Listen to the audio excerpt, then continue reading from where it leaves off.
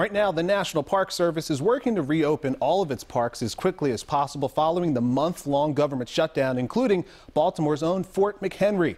WJZ is live. Kelsey Kushner tells us how things are starting to get back to normal. Kelsey. Well, the government shutdown affected thousands of federal workers' pockets. Now, there is some sense of relief now that the government is set to reopen, but furloughed families back home here are still feeling those effects.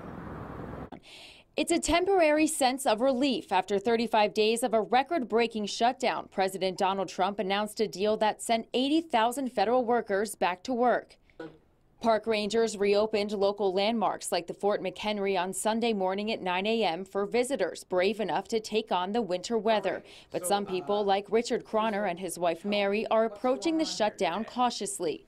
Well, this is the second Sunday that we're doing a food relief for the people who are in need of food from the government workers that are temporarily laid off. Richard's wife Mary says she came up with the idea on her own after hearing stories of families struggling to put food on the table.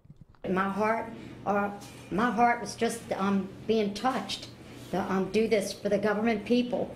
I mean, it took me hours to sit down and call my pastor so that he would give me the okay.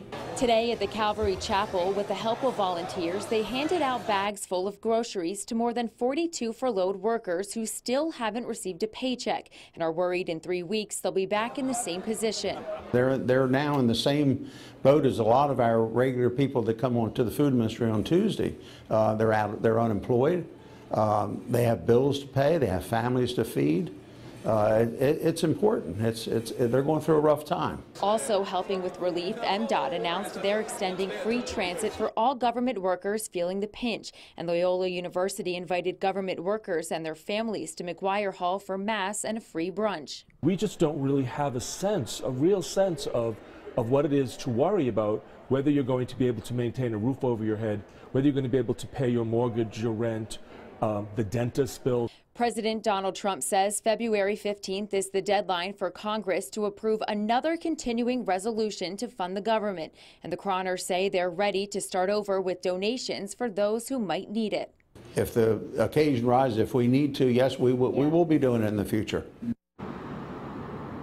Now, the Calvary Church says they are still accepting donations like canned goods or dry foods for those families affected. I'm Kelsey Kushner reporting live for WJZ.